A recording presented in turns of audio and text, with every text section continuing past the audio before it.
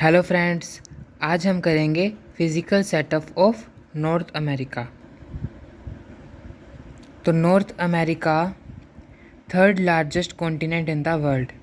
पहला कौन सा है? एशिया, दूसरा अफ्रीका और तीसरा है नॉर्थ अमेरिका। ठीक है।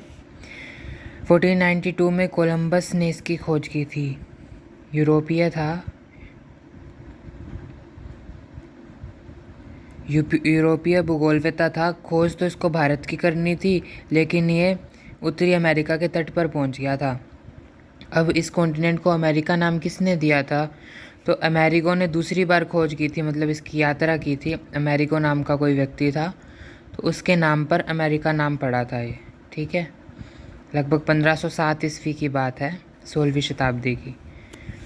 कनाडा यूएसए मुख्य विकसित देश है इसकी। ठीक है, क्योंकि इसका 80% भाग तो इन्होंने घेर रखा है, कनाडा ने और यूनाइटेड स्टेट ऑफ अमेरिका ने। ठीक है। आज हम इसका भौगोलिक स्वरूप करेंगे। तो ये जो है 7 डिग्री उत्तरी अक्षांश से लेकर 83 डिग्री उत्तरी अक्षांश तक फैला हुआ है। ठीक है, 7 से लेकर 83। ठीक है। और यहाँ से ये 20 डिग्री पश्चिमी देशांतर से लेकर 170 डिग्री पश्चिमी देशांतर। अब ये कौन से हेमिस्फेयर में आता है? वेस्टर्न हेमिस्फेयर में आता है, पश्चिमी गोलार्ध में आता है।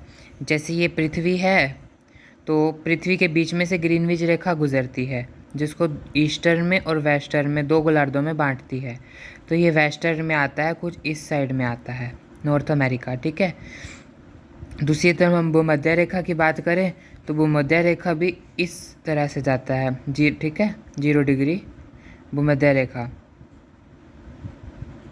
इक्वेटर भी कहते हैं इसको। तो ये भी 2 भागों में बांटती है, एक नॉर्थर्न हेमिस्फीयर और सदर्न हेमिस्फीयर। तो ये नॉर्दर्न में आता है। ठीक है, उत्तरी गोलार्ध में आता है। तो उत्तरी पश्चिमी गोलार्ध में आता है हमारा और उत्तरी अमेरिका। ठीक है। ग्रीनलैंड। अब ग्रीनलैंड की मुख्य भूमिका क्या है? ग्रीनलैंड जियोग्राफिकली तो हम अमेरिका में पढ़ते हैं, लेकिन पॉलिटिकली यूरोप में आता है।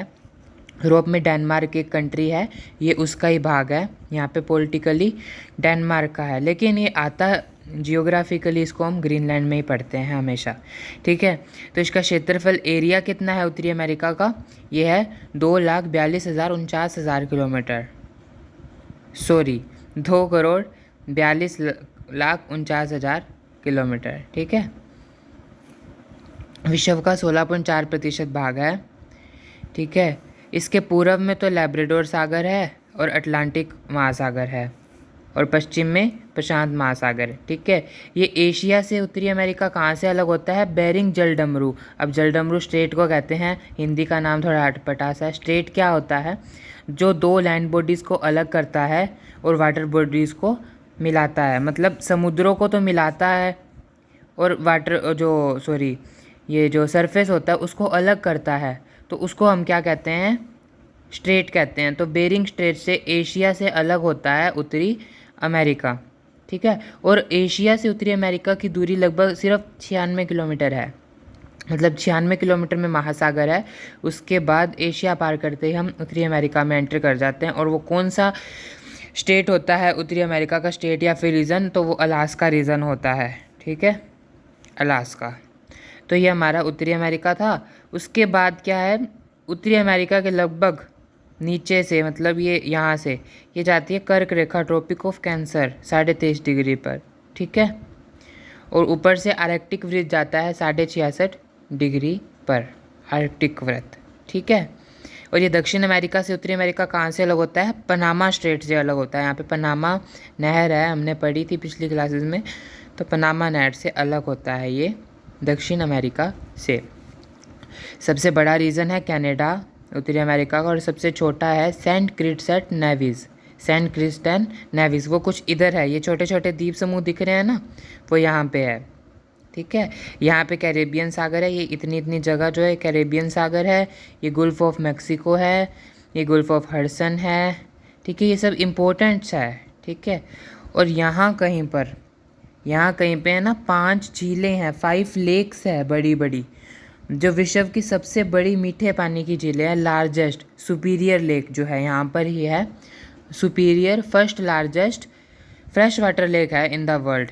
ठीक है। और सेकंड लार्जेस्ट भी इधर ही है, मिशिगन। सेकंड भी इधर ही है, मिशिगन। ठीक है। और सबसे गहरी झील की बात करें तो वो रशिया में है, बेकाल झील। ठीक है। वो सबसे लार्जेस्ट और लॉन्गेस्ट है और थोड़ी गहरी भी है, सबसे गहरी लगभग 1.5 किलोमीटर गहरी है बेकाल झील। ठीक है। तो ये था उत्तरी अमेरिका का भौतिक स्वरूप।